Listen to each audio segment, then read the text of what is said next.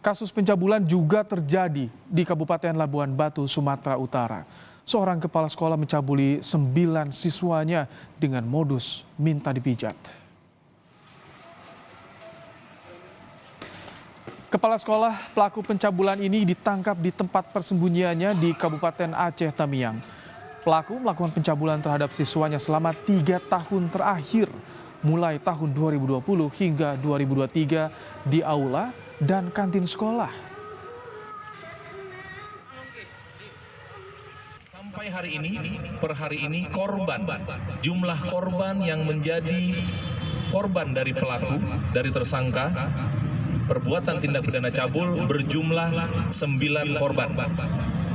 9 korban ini adalah terdiri dari 6 orang anak siswa MDTA, serta 3 orang anak siswa MTS di sekolah yang dimaksud.